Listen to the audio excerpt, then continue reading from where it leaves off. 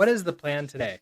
What I'm thinking of doing is um, answering the question of how many of these draw entities can I get onto the Raspberry Pi for before we start running into problems. And to sort of help me do that, last night I ended up setting up a VNC into the Pi 4, so we can actually go in here, take a look at it, and try it out. So that's actually going to be really useful for us because every other attempt that I was to like capture the Raspberry 4 to get onto stream or like export it, the frame rate was really terrible. But this way, it seems to be actually the same frame rate that I would get if I just plugged it straight up into my screen and go. So that's good. And I can also just leave it running. And all I have to do is just do a pull request and recompile. Nano Code, good morning. Oh, you're in the East Coast. Nice. All right, so to answer that question, what we want to do is get started. Now, this is going to be part of a longer series, which is basically I want to re-go through some of those game programming patterns and reapply them. Basically, more practice. Or I was thinking of an analogy last night, or just all day yesterday, which was it's as if I've like run into an area in Dark Souls that I just almost am ready for, but just not quite. I was making progress with the jungle game, but it's a lot slower than I think it should have been, and I kept on running into little problems that made me have to redo what I was doing. So if I'm gonna level up a little bit. I'm gonna get good, and we're gonna come back, and then the jungle game should be easier for us after I practice a little bit. So that's sort of like what this is for. It's also because on January we're gonna have a project. I'm gonna have some external to stream projects that are gonna take up a lot of my time, and so I won't like necessarily be able to focus on that every single day, or like keep it in my mind space. So I won't be able to work on it then either. So many reasons. All right, I'm also gonna sort of like describe what's going on. So I'm gonna kind of sort of make this into a tutorial series as well, which is also along with me practicing. So to begin, we have a brand new repo here with no rust in whatsoever. Last night I did run rust up update, so we're on rust up. Let's see, 147.86. If I do a rest up update, there is nothing that happened since last night. Kind of not surprising. We're going to cargo new. Actually, I'm going to cargo init, which allows me to initialize an application in this folder. It's also telling me that, hey, get ignore is here. And I think I can just remove that and try it again. It creates its own get ignore, which right now just ignores target. Maybe for the best, maybe not. I'm not exactly sure. So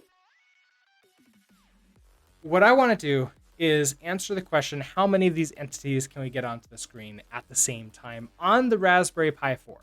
So I have an idea for that, which is I want to create just some entity, probably just like a circle. We can make a random size, just make it interesting, and have it added somewhere onto the screen, and maybe it can move around.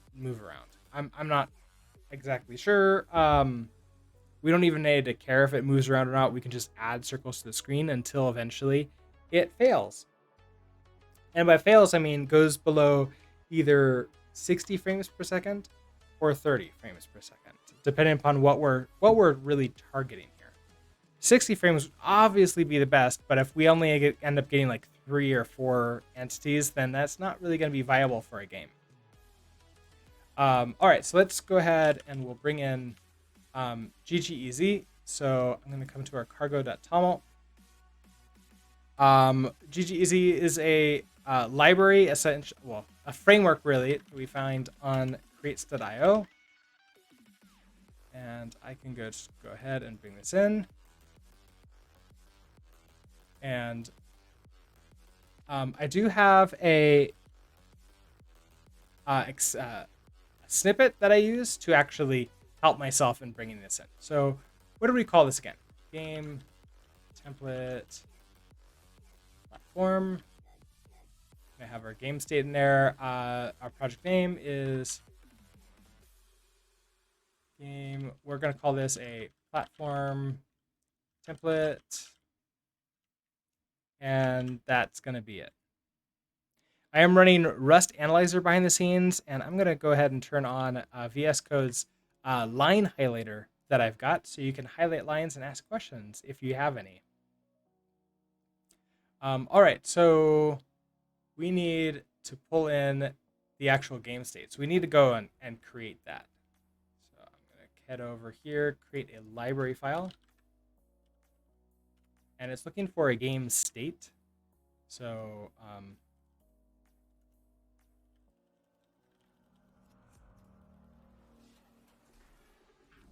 and specifically, the way I've got this set up is it's looking for to create a new game state like this.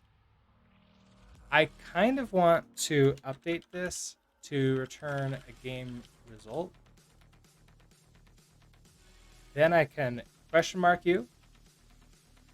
And at the bottom here, we'll just do that. And that way I can have a game state. Also, we're going to need it to take in a context so we can create some meshes and do some load up stuff during this setup time.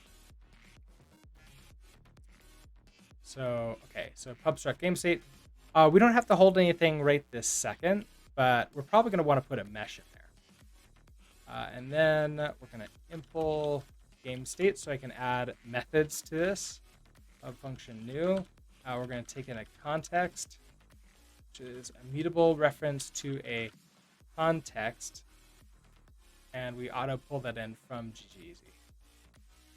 We're also going to return that game result. Game result is provided for us by GGEZ, so we can pull that into. It's a type alias, so it's really just telling us what the type is. If we take a look at it, we can see that it's really just a result over a generic type with the game error as the error. I'm not returning anything at all, so like there's no return type in this. So we have to say that we're going to be returning a game state. And then here we have nothing in here, so we're going to return an OK, which is the result. And then self. I'm going to actually replace this with self with a capital S, which references the entire game state entity itself. Then empty brackets, which this doesn't have everything in it, so that should be fine. Oh, we're still going to get some errors in here, though. We should. Yeah, the trait bound event handler is not satisfied, so we need to bring that in. So import event handler for game state. I have Rust Analyzer installed, so I can do things like control dot, implement missing members, and it just auto fills all this out for us, which is super nice. All right, first thing I like to do is change this from actually spell out context. Makes a little bit more sense for me. And we're not going to do anything with this. We're just going to ignore that. And for draw, there's a few things we need to do. I need to clear the background and set it to be something. So we're going to say GGEZ, graphics, clear, and the context and the color. I'm going to import black. And clear doesn't return anything. So I can just do that. And then I need to present this out to the screen. So we're going to say ggz, graphics, present, and the context. And I don't need a question mark or anything else because it returns a result game error, which is the same as this game result. So that's going to be the return. And that should be enough for us to get going here. Cargo run. Have to compile all the GGEZ stuff.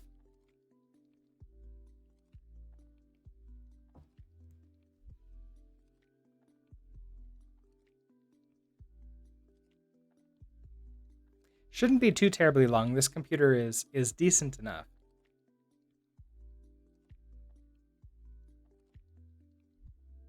There it goes. We got our warnings.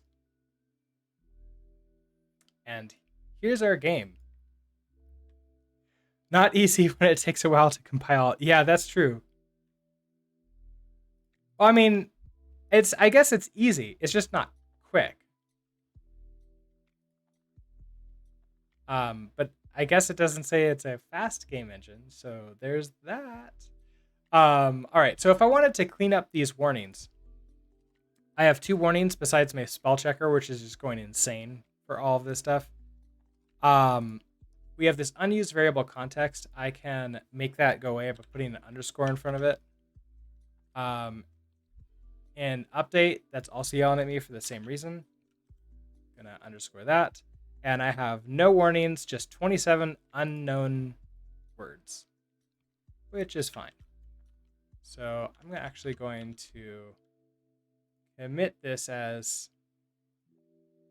All right, so what do we got here? We got a get ignore, a cargo lock, cargo toml. Cargo lock is just like a package JSON lock if you're used to web development. It just tells us what packages are, where to find them, what versions they are. Cargo toml is it's like package.json itself.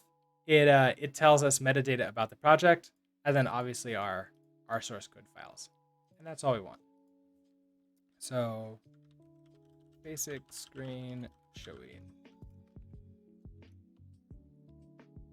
All right. What's the first thing we want to do? We want to probably set the resolution to... we could set it to full screen for ourselves. And the way we do that is in main here, when we're creating our context, we do this context builder new .build. We can actually put some stuff in between here. Specifically, we're going to want a window setup.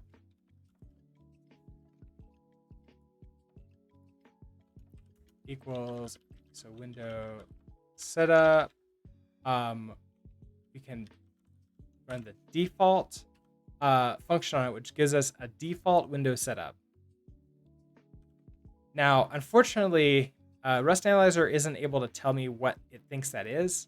So I have to go look here and see that in the documentation, or I can open up the documentation. We can actually get that going here. Cargo doc open. This is going to compile all of the documentation for all of the crates that this code base is reliant on.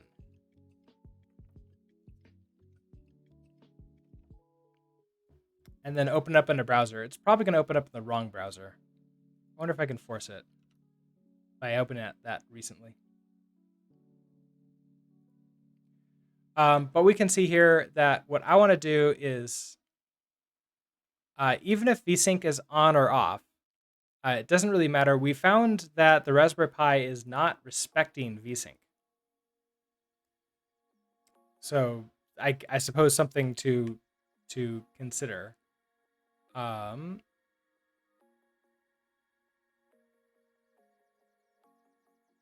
And I guess that this doesn't really matter here then. So we don't need a window setup. I think we need the window, the other one. Window config?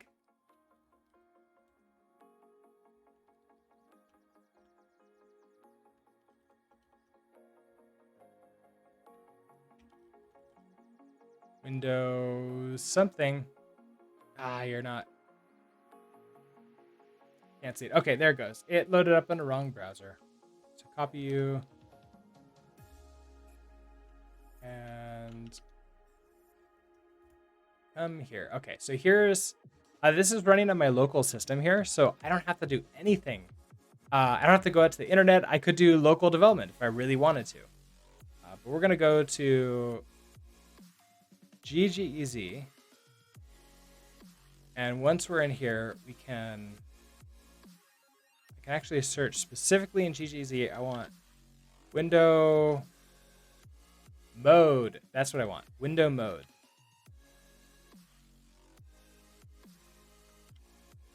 So I want window mode, default, and let's change you to something that makes sense. Dot. Okay, so width and height, we can set a resolution here, which might be really nice. The Raspberry Pi is running on, I've set that up too. We can actually go take a look at it.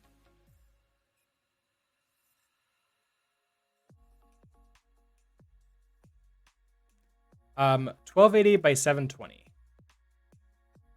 So we can go ahead and update our code for that one. Looks like what we can do is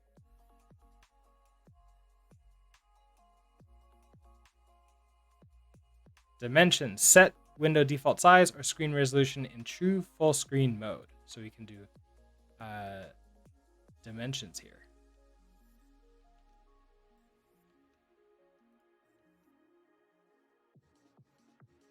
Nope, wrong one, wrong one, that one. Okay, so dot dimensions, and we're gonna put in, what did we have? You are 1280 by 720.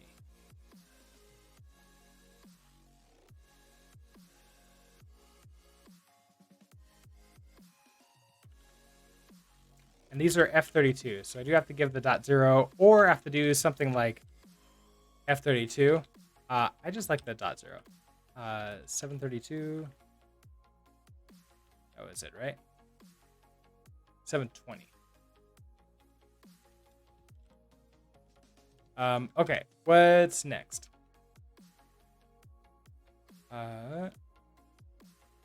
We can do full screen type, which is a full screen type here, so we can set that up for ourselves. Okay. Set whether the windows should be maximized. So I don't know if we need to do that. We could, and then have it not actually be full screen for ourselves. We can just have it be maximized. Raven Legend, hello. Let's try maximized. So this is going to be a Boolean. So I want that dot down here.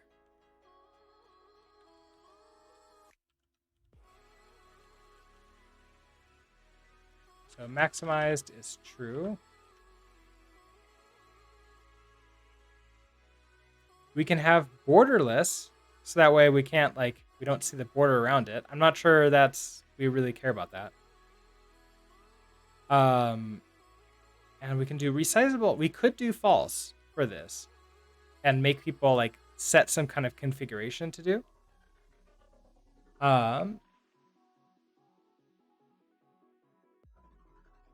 Muller, hello. Will the game have different sizes? Windowed, full screen, full screen. I would love to one day, like, take the time to actually set that up. And I think that's going to be another. I think that's going to be another skill that I need to learn, is how to, in this code, be more reactive in my coding for like positioning things around. I don't think it would be that terrible to try.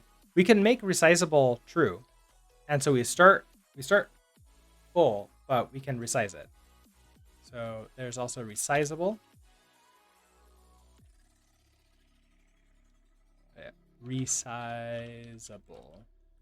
True. And I think that's it.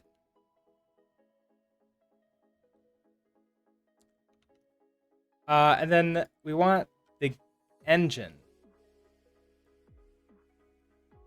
Oh, we need to apply the window mode here. So we're gonna come over here and say dot window mode and pass it in the window mode. And then there's one more. We can do dot what is it?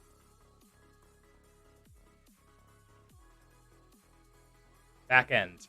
And so we need a backend to override some stuff here. So that backend equals. Okay, so this backend. I think we have to do the exact same thing. Now I could just do this, and then make you mutable, and this will give me autocomplete a little bit nicer. So I can just do backend dot and let's see. Oh, okay. We can set version. We can set GL. So we want version. We learned that it's going to be 3 and 1 is the version of GLES, and then we want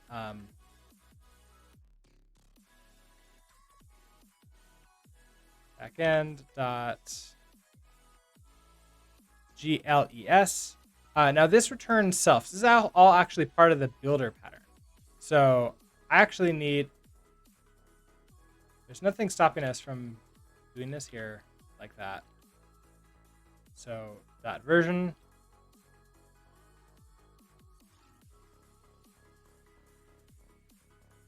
Then we want GLES. And I think that's it. That gives us a backend. And we throw that in there. So if, let's see, you need to be an F32. No more errors. So let's go ahead and run this.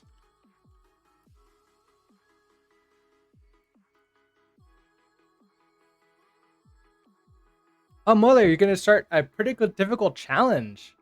Oh, what's the challenge you're going to start? All right, so here's our application. We saw that it starts at 1280 by 720, and I can full screen it. It's a windowed full screen, so I can still move it around, and I can resize it if I want to. But the most important thing here is I want to fix these warnings. So you don't need to be mutable the way I've set this up. And we don't use Windows setup.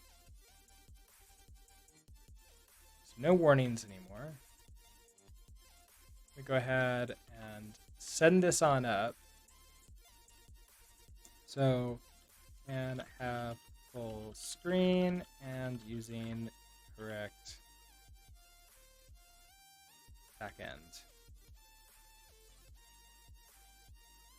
I want to head on over to our Raspberry Pi here and go grab the grab that code base and start it compiling, because this is going to take a while. It's a Raspberry Pi 4 with 2 gigabytes of memory.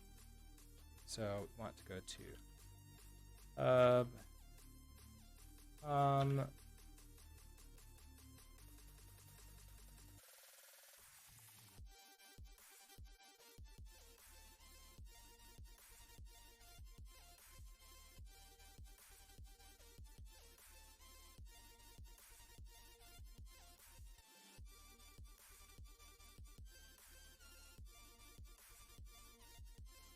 okay, so let's go ahead and cargo. No. Get clone you and cargo run. We're gonna do this in release mode to give it the absolute best chance chance for it. I'm gonna find. Oh, I need to CD into it.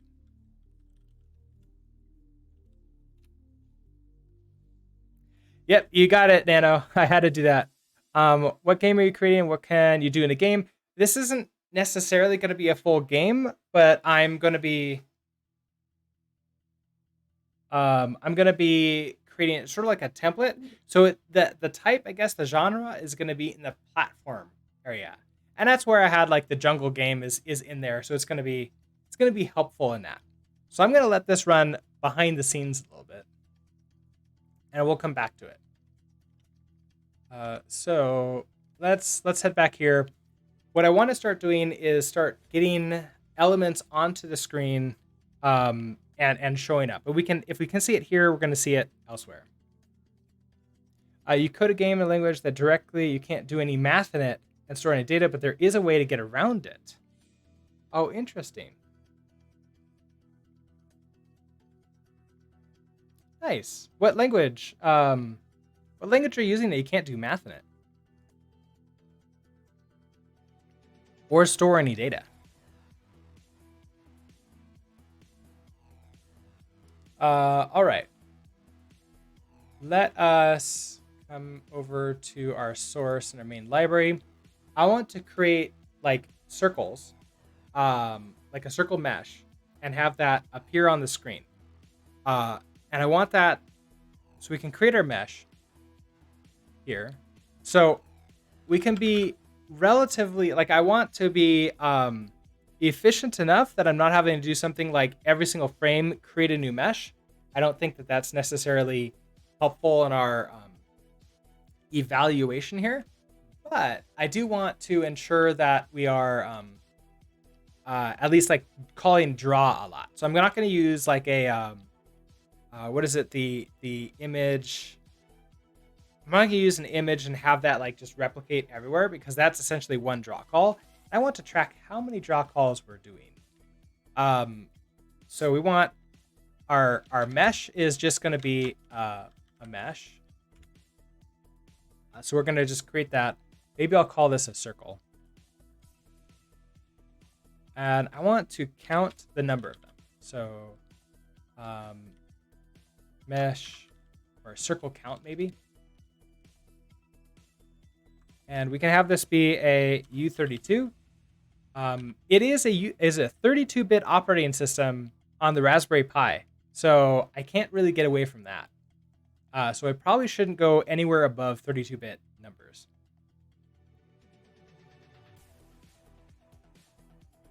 I also am not sure I'm going to get above a U8 essentially with this either. All right, so we'll start that with 0. So circle, get that mesh, circle count, we get that. And I think that should be it for us. In here, we have our context. I'm going to non-underscore that because we're going to create our mesh right now. Let circle equals a mesh builder. New. We can create a circle. It's a programming language to teach very basic programming. Robot Carol is. It is. Oh, I've never heard of that. No, I definitely don't know that. I've not heard of that at all. That sounds interesting. All right. So for the mode, I want this probably filled in. I mean, it doesn't really matter. We can have it filled in, or we can have it just be an outline. Let's try having it be an outline, and we'll have them like sort of just expand. And that way it'll look sort of like raindrops hitting the ground. That'll be at least something interesting to see. So,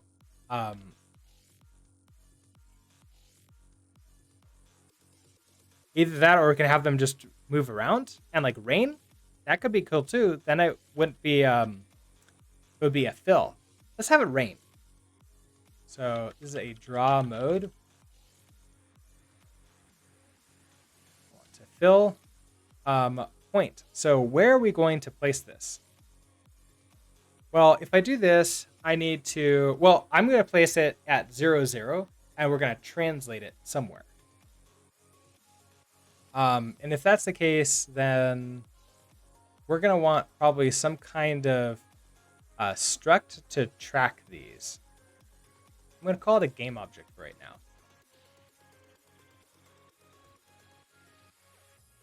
If I have another file, if I want to use that, I have to mod game object, just that it knows it exists and it can pull that in. So we're going to have a pub struct game object. I'm not going to store the mesh inside because we have that one mesh right here. Our circle count, probably not necessarily super helpful right now. Let's instead, we can have this to be circles, and that's going to be a game. I'm going to have this be a vector, which is just like an array in JavaScript, a vector of game object. Game object doesn't exist yet, so that's obviously a problem. Pubstruct game object. Do you bring in? Import that. What we care about here, we need a location.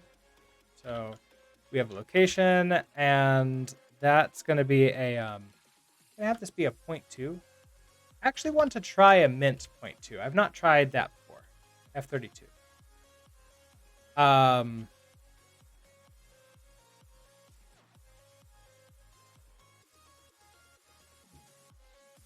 You use it. It's very basic and small amounts of commands. Oh, and you should mention it's also in German and not a German only language. Oh, fascinating. Yeah, so many languages are English based. So it is interesting to see languages that are not English based. So I wish you the best of luck with that. Sounds kind of fun. All right, so if I have a location and let's say that's all I have right now, then I always like to have the constructor. It just makes sense to me. So we're gonna impl game object function new. This can take in the location, which is going to be this. We can actually just take in x and y. 32 and y is an f32. We're going to return a just itself. We don't have to return that result because this is not going to be doing anything that could potentially fail. So if it's going to fail, it's going to fail in a compile time. So we're going to return self, and here's where you have to do a 0.2. Can I do new here? Oh, it's location. All right, so 0.2 new x and y. Are you happy with that? No function associated with mints 0.2. So we can go take a look at it. This isn't helpful. Let's go to our documentation. I want 0.2, a mint 0.2. So we have an x and a y. Okay, pub struct 0.2, and it just has an x and a y, and it looks like there's no constructor. So we just say 0.2 open brackets and then x and y, and then that will be happy with this. Then we can come back to here and we want to say, okay, where do we want to put the circle is, so we're having to do the mesh builder. So this entire point was for us to do a 0.2. X is going to be 0.0 and y is going to be 0.0. Our radius, let's make this a 5.0 for the radius. Tolerance 0.1. Tolerance here is how many points along the circle, like how far between these points. The bigger it is, the less circle-ish it looks. And we can make this something nice. Let's do a color new. And we'll set this to be maybe white. Not white. It's between 0 and 1. So if I do like 0.8, 0.3, 0.5, whatever that is, 1.0 is the alpha. That gives us a circle. Then we build this and the context, question mark it, and we have a circle mesh. We need to bring in color. Then, okay, so we need to gonna have circle, and then our circles is gonna be a vec. I'm gonna use this macro here, which just creates an empty vector for us. I could fill it with things also. We don't have anything right this second. Everything should still work. We don't have any errors, but nothing is going to be displayed to the screen yet. So what I want to do is in update here, I want to print out, every 200 frames get the average frames per second across the last 200 frames. So that's going to be let FPS equals timer. GGZ timer FPS. So get the FPS of the game, average of the last 200 frames, and the context. But I want to do this every 200 ticks or so. It is often used for people that are just starting into programming. You basically have a character that you can control with rotation, only 4 directions, because it's on a grid.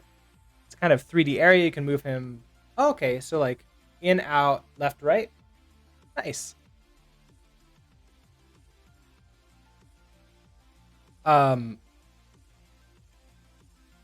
If our FPS is greater than 60, because this is an F64, so 60.0, then I want to create another circle and add it into our circles. So we're going to do self.circles.push.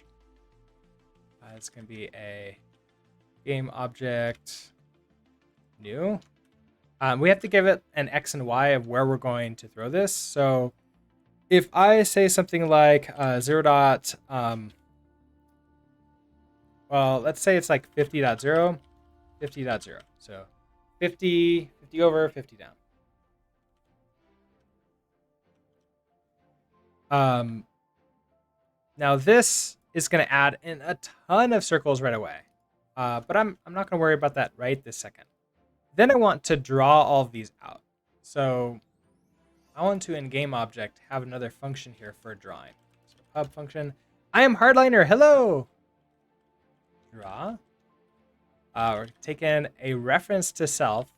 We also need a context to actually do the draw. We need the mesh, which is going to be a reference to a mesh. I didn't pull in context, so we need you. And we're going to turn a game result.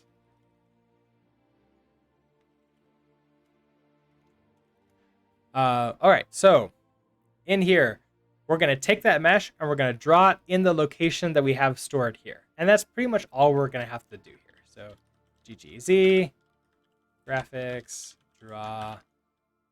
All right, pass it into context. The drawable is going to be this mesh. And then we have these draw params. Draw param new, that gives us a default draw param, but then we can have a destination, which we're going to then do self.location. And I don't have to put a semicolon or anything. I'm going to return what this returns, which is a game result. So then we'll come back to here. We're going to loop through all of these circles. So I could do a standard for loop. So for circle in self.circles. And then I can try to run this. One thing I notice here is I just am taking ownership of this according to Rust Analyzer, and so it's going to yell at me. But I'll try this anyway. So we're going to do circle.draw, pass into context, pass into self. Just a reference to self.mesh. No, stop. Self.circle. And question mark that. But it's telling me, hey, you can't move out of circles. So if I do this, it actually takes ownership. I can go through the loop once at most, and then Rust is no longer sure that this memory is going to be existing, because I could kill it sometime in here. So I'm going to do a reference here. So that way I'm not actually, I'm just borrowing it. I'm not owning it. I'm just taking ownership. So this should work. And we should get lots of circles in one location.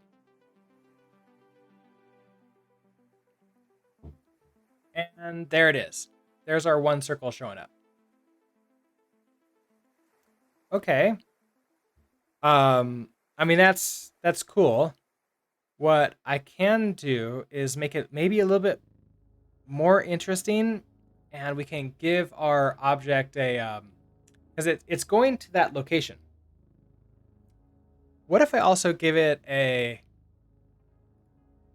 velocity? So like a velocity is a direction and a speed sort of combined together. So we're going to do a velocity. And I'm going to say that maybe our velocity should be to the, just purely to the right, or we can also add a gravity to it. So it will just sort of bounce around. We can have them bouncing around the screen. And that could be interesting. Like what use of things that don't move, that just sort of hang around? We want to have some movement on. It'll be fun. All right, so we're gonna have a right now we can just have it move exactly to the right. So this is a velocity is just gonna be a 0.2, which is an F32. And so we're gonna add in here. I'm gonna just set up everything has the same velocity. So velocity is at 0.2. X-wise, we're gonna say it's moving to the right at 1.0, and then the y is 0.0.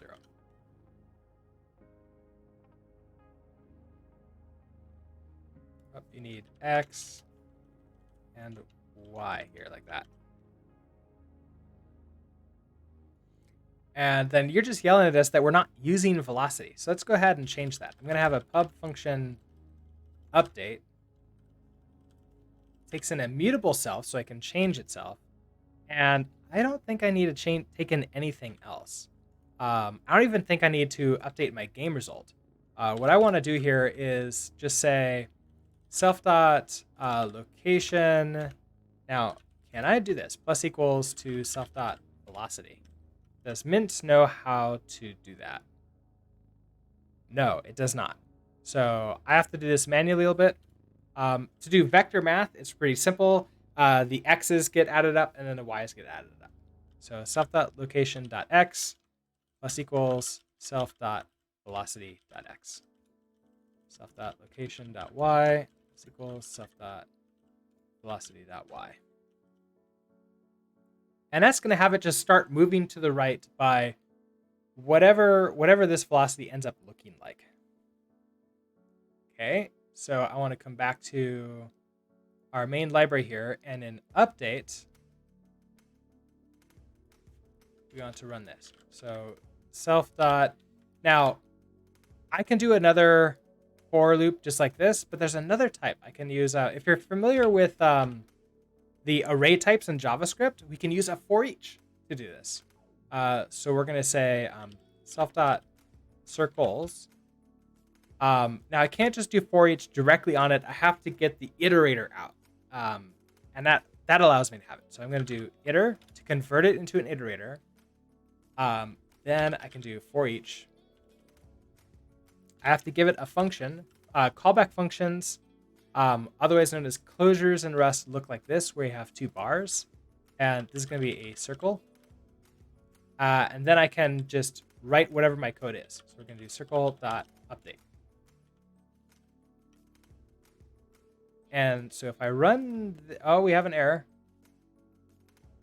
Cannot borrow circle is mutable. It's behind just a reference. So we can see here it's just a reference here, because iterator doesn't let me mutate it. So we need a iter mute. This is a pretty common pattern that you'll see. Like, you have one function for getting just a reference out, one function for getting the mutable reference, and one function for getting ownership. All right, so we can now run this again. And we should actually get a streak.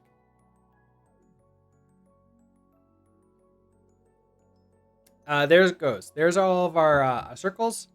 It waited, I noticed, until we had a certain number of these circles in here. So, I mean, that's cool. I want to add in a gravity. So it goes, oh, we finally hit our 60 frames per second. So it stopped creating them. We do need a way to count these. Can't you just do a dot for each circle update? Ooh, let's try it. So dot for each.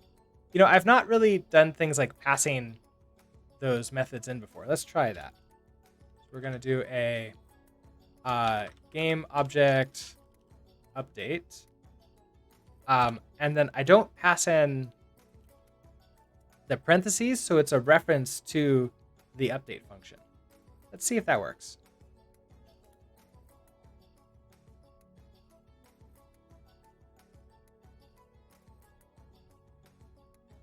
It does indeed. Okay, that's perfect. That makes it really nice and clean. Thank you, RM Hardliner. Interesting how it's like seeing, oh, I'm near 60 frames per second. I'm above it. I'm below it. I'm above it. Now, if I turn off, if we come back to our main, and we go to what I think it's a vsync. We want you to be false.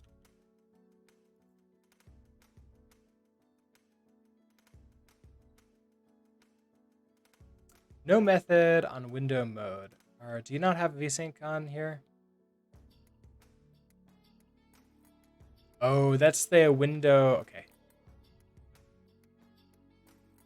That is the window setup that we need to do for that one. So we can do that really quickly. That window setup. Window setup. Default. Dot vsync. False.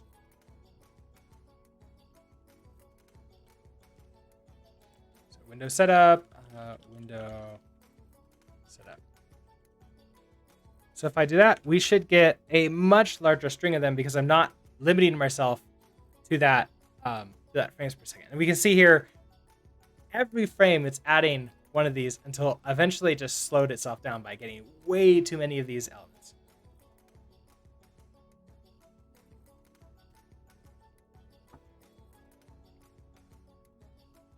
Now what I can do here is in our main library, we can also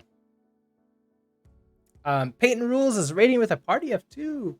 Welcome, welcome, welcome, Peyton Rules and Raider. Let's how's your stream, Peyton? Let's go ahead and run. I go run release here. We're going to play our Get the Streamer game because we got rated. And in the meantime, Beat Porter, hello! Oh, new version of Rust that I got, so I need to reinstall. Mainly because I keep on not setting up properly, so I can just run it whenever I want. Not bad. Got a little tied up writing a Sudoku-like solver on coding game. Oh, nice. That's pretty cool. All right, for those of you who are new, the Get the Streamer game is where you put into chat all of these commands, and they're gonna drop things from up here, and I'm gonna try to avoid them for 2 minutes. And then I only have this many lives.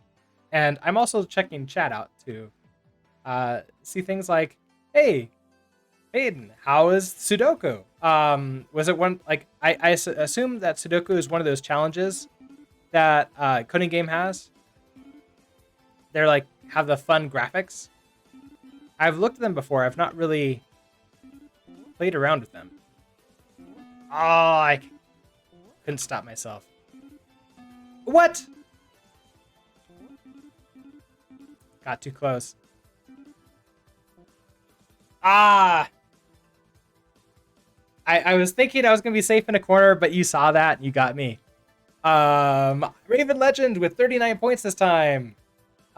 So that's this is an example of some of the stuff that we build on our streams. We built this live, and it's a fun little game that we play whenever we get rated. Now, in the meantime, what I'm working on is I want to determine how many draws I can have on a Raspberry Pi 4 running GLES, so OpenGL ES 3.1. You should make a high score list for the game. I have one. It's in there. Didn't you see it?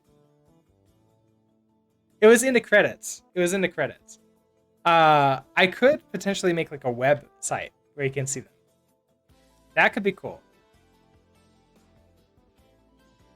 I have the high score. It shows the high scores from this specific game, and it also over the lifetime on this computer. All right. So,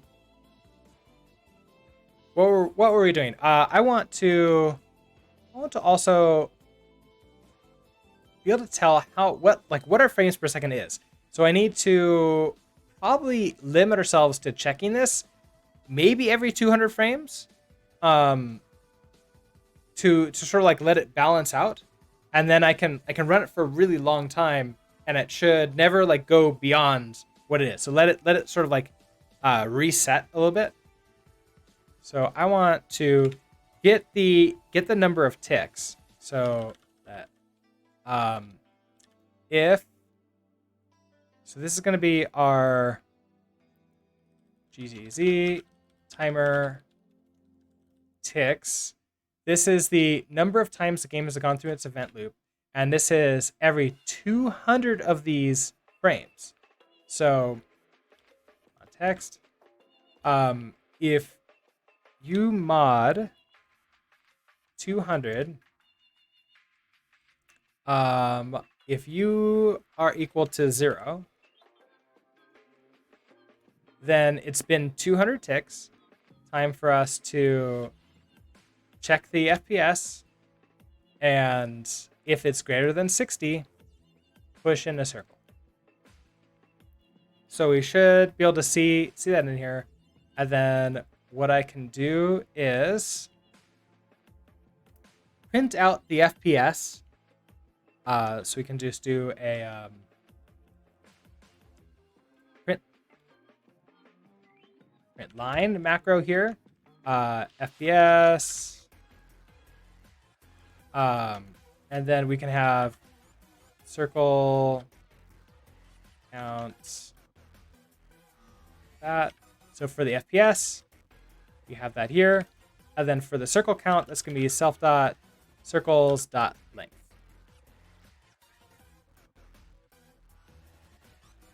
So if I run this, it's still going to be the same. They're just going to move in a line, but we're going to see a lot less of them. And they're going to move a lot faster. This is every 200 frames. And you can see it slowing down as our frames per second goes down. And that's because we're not sort of limiting ourselves. We're just letting the update run as fast as possible. So maybe we should fix that too. We can fix that. So we can see we still have a high frames per second, and we're getting more and more of these.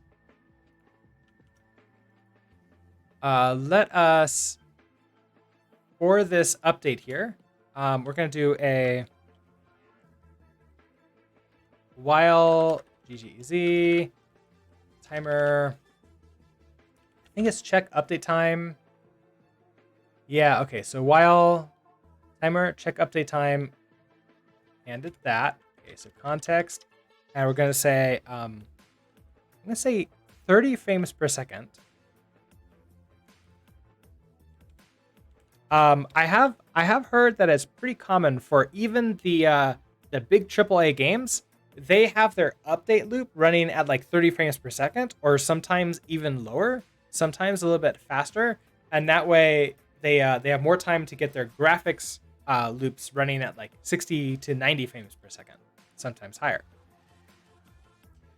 And just doing that, we're going to get an even spacing across the movie. They're going to look. It doesn't matter how fast or slow the frames per second is for drawing. It's going to look around the same. Call of Duty ran on a tick rate of 32, which is like I've always been curious, like how they choose to run that. Now we are getting a different like they're spacing out differently because I am not inside of that. I am checking to see every 200 frames, and our frame count is slowing down, and that's the reason why these are sort of getting farther away here. CS:GO raised at 64 normal and 128 tournament or custom server. That's the tick rate runs at 64. It's really fast. I've always felt that CS:GO is really fast game, and that could be the reason.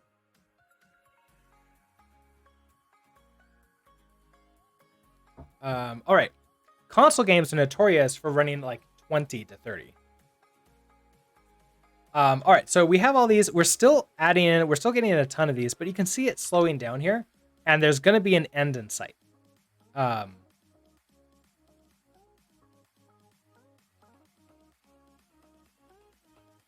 So I then want to, like, we can immediately start setting this on up. So let's go ahead and do that. Now I'm only printing out once per 200 frames because that way it doesn't slow it down too much. So let's go ahead and get this sent on up so we can start compiling it and running it. So adding circles into the game. Push you, and we're gonna head back over to, where are you? Here you are. We actually have this running. Okay. Do a git pull. And another cargo run release. So this won't take nearly as long as the last time. And so while this is running, I think I can do a poll. How do I do a poll?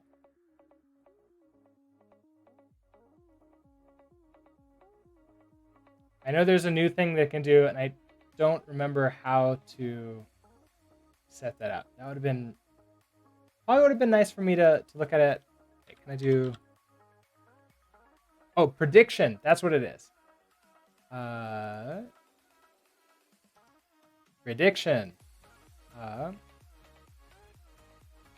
Okay, name of the prediction is how many draws, how many circles can we get before dropping below. Oh, that's too many. How many circles can we get? Get at 60 FPS. Possible outcomes. I want less than 5. Wait, can I only do 2? Oh, I can only do 2. So let's do less than 10, greater than 10. And I'll have a 1 minute prediction. Prediction started. I don't know how to like make that show up on the screen. But let's try that. I've never tried a prediction before. I don't even know what it looks like. Obviously over here on this side,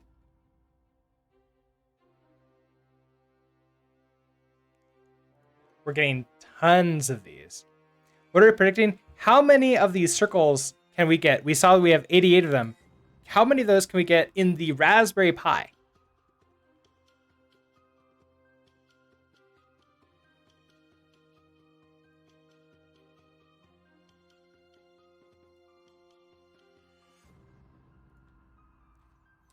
All right, so if we have that, I'm going to start adding in gravity and other things that are going to make it a little bit fun. So in our main game object here, let's add in gravity, which is just going to be an F32. And we're going to set this to be something like 0.5. We can have this be like 3.0. Really strong gravity. Maybe we'll just do 1. So that's going to be pushing it down. So what I want to do is in game object here for update, we're going to take in gravity. Hello, Chantilly. So we're going to take in gravity, which is an F32. And before we update the location, we're going to update our velocity. So we're going to say self.velocity.y plus equals to the gravity. And then we update here with that. So now it should go over and fall down. We do need to update you before I run this to pass in. So now, unfortunately, I can't actually do this. I need to pass in. So I'm going to take in a circle, do circle.update, and pass in self.gravity.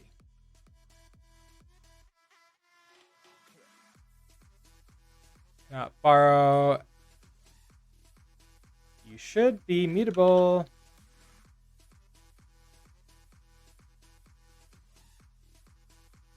Cannot borrow self is immutable. Oh, because it's also borrowed as immutable. So I can't do self.gravity here.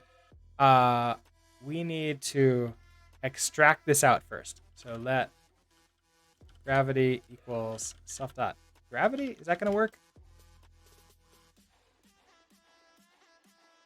And can we just do gravity? Will you be happier? Yes, it will. So if I run this again, did that win? Did the prediction end? And what happened?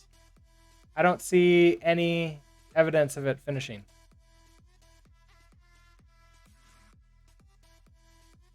It ended, but where's my report of how it went? Oh man, I wasn't paying attention. Ah, come on.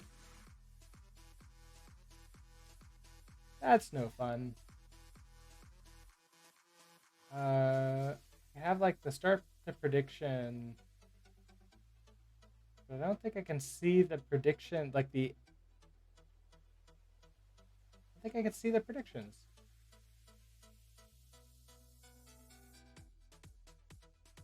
Oh, okay, I see it.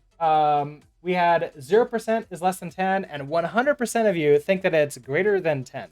Let's go ahead and take a look.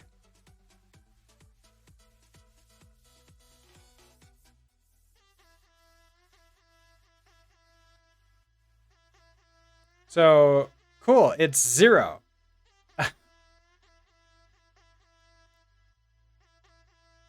Ah, look at this. It's not getting past 60. Like, it's not even getting to 60.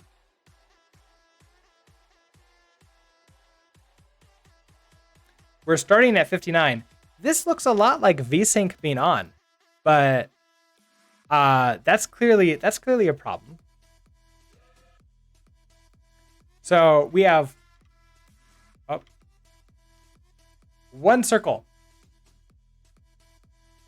That's 2. We got 2 circles. 3. Okay, we got. Now look at this. It's hitting here. This kind of looks like VSync is on for ourselves. But that's not the best. This lets me know that I really am gonna need to probably target something smaller. We could target like 59 frames per second. And maybe we could try that. Because like it's clearly set to like 50, 60. So let's go try that. Let's see, in main, let's target. So here's, if it's above 60, let's do it. If it's above, isn't 3 kind of more than 10? I wish. Let's do 59 and see.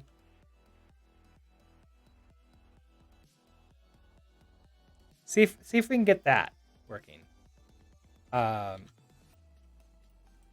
we can run you. And it's still running, and now we're gonna get this lovely sort of look to it. So I'm gonna go ahead and send this on up. All right, so added in gravity, also 59 FPS. Check.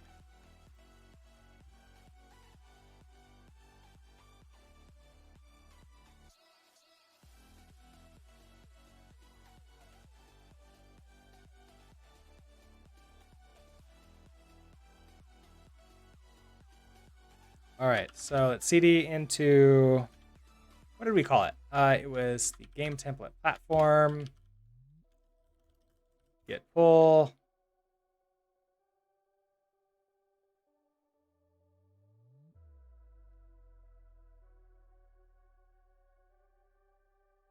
Maybe? You shouldn't still be running. No, I quit it. Okay. Cargo run. Release. All right, so we'll try this again, and we already had that prediction, so we'll just keep that same prediction for 59 frames per second before we eventually drop it down to 30 and see how that goes. All right, so in the meantime, while that's compiling, let's up the horizontal movement here. So make this something like 5, so it gets hit by that gravity, and then also in update, I want it to, after it's updating this, I want it to hit the walls and then bounce off. So we can do like self dot hit walls, and then just end here. So I can now create a private function. So just function hit walls. This is gonna be mutable self, and then nothing else comes in. So what I want to do is I want to check its location based upon the screen. So I guess I do need the screen size. So we need the, this is going to be the screen size. It's going to be a tuple of F32, F32. And I can abstract that here by width and height equals F32, F32. So we're going to have to pass that in here. Equals colon. And then we can say if self.location.x. So on the x location, if that is greater than the width, then we want to reset our location. So self.location.x is going to be equal to width. We also want to reverse our x velocity. So self.velocity.x times equals -1. Okay. Else if our location.x is less than 0.0, self.location.x is equal to 0.0, self.velocity.x times equals -1.0. So reverse that. I want to do the exact same thing for the y's. So, and then instead of width, we're going to do height. And the rest of it should be fine. Else if you are self dot, you are self dot.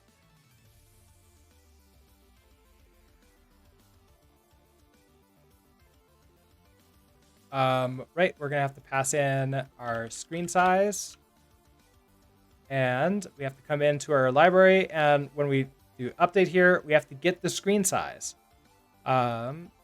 So we can get that out of, let's see, we can actually get that here.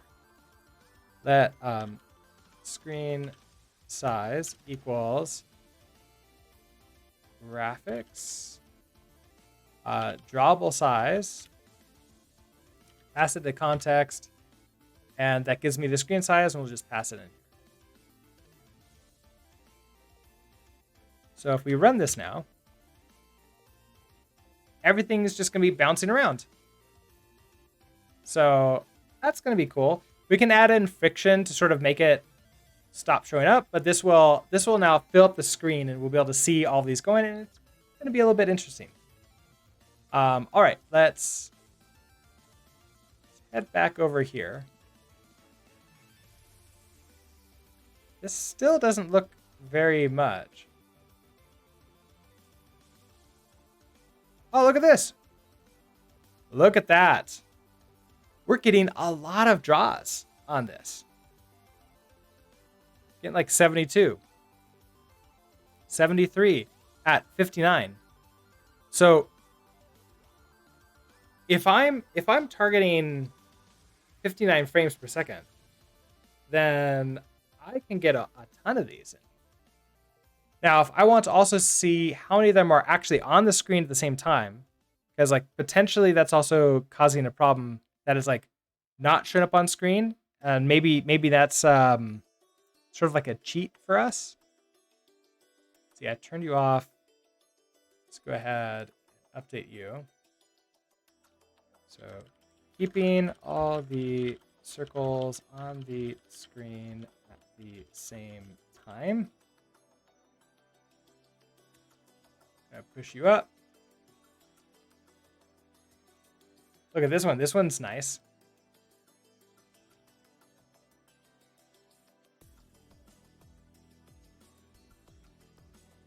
I keep on accidentally closing this instead of the game.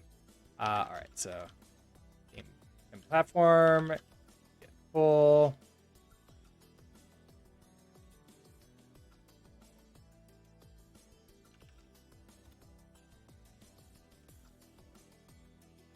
And we'll run cargo run release. So my guess is that this is going to be significantly lower than what we had before, which was just, we had 80, and I was not seeing that number.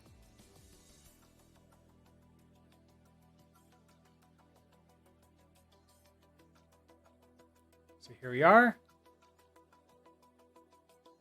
Now what's interesting is that this is showing up right here for drawable size.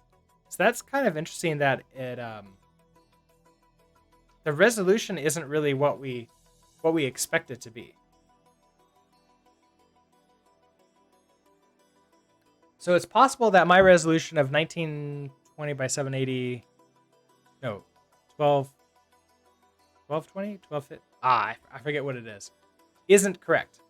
But we can come over here and we can watch this as it increases.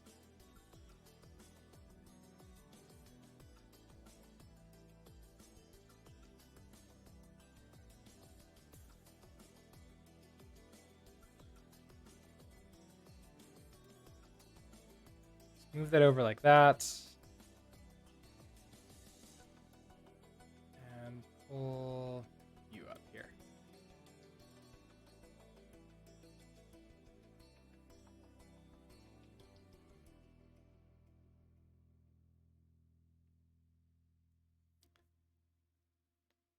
So we're still getting quite a bit. One, we're keeping them on the screen. We're moving them around. Okay, 26. And what's going to be helpful is we're going to be able to keep track of the draws that we have, and then keep it below the certain number to keep ourselves from getting a little bit too complicated. Now, I wonder if we're getting false results when, because like it's all the same thing, and maybe it's being nice here and not like if they're images. Well, because like that shouldn't be that big of a problem either. Either way, though, I think I'm going to leave this running for a while, and I'm going to see what this eventually settles on. And that might take a while. So I will just probably leave this running all day. We'll see as soon as it like dips below the 59 and stays there for a long time, we'll know what our answer is going to be. And when that happens, I'm going to post that number on my Discord later today. So if you want to sort of get the update and figure out what exactly this Raspberry Pi can handle, follow me there. Which, if you're here on Twitch, you can go to Fang Discord, and that's where you can get these updates. This is a lot of draws, a lot more than I was expecting us to be able to get. So that's actually really good for us. Now maybe I need to do something else to stress it out. And this isn't necessarily a good test. But it is a mesh, and eventually we're going to fill up the screen with these. It's looking fine so far. Now I am noticing we're getting like the smoothness is going way down, but our frames per second is still decently high. But we're getting a little bit of jerkiness. That's interesting. So we may not want to actually hit this.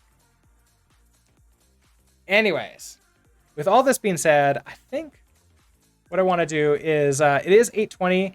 I don't want to like add any new features into this because I do have to head off to work at 8:30 is usually when I have to do that. So we have around 10 minutes or so. Let's go find somebody to maybe start a raid on, and we'll do a nice easy shutdown as opposed to my normal emergency shutdowns, which I often have to do.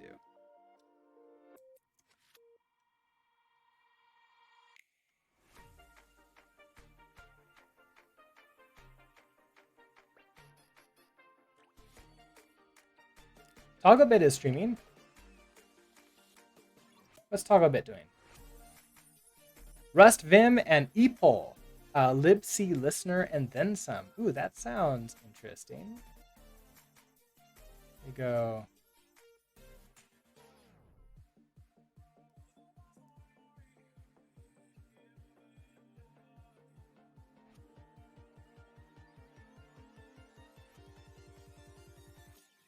I'll turn off the music.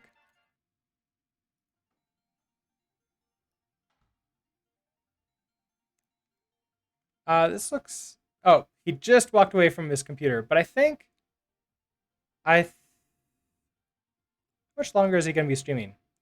Uh, where's his schedule? Sometimes it shows like the schedule up somewhere. I think I have to go to the main page, schedule.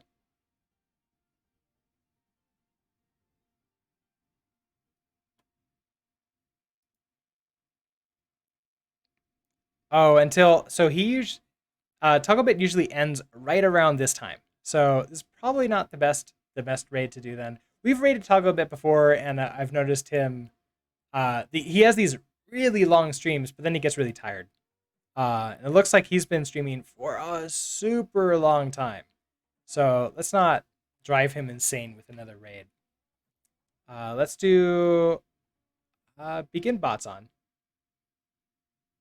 TV. Oh yeah, I do remember some Fuel TV.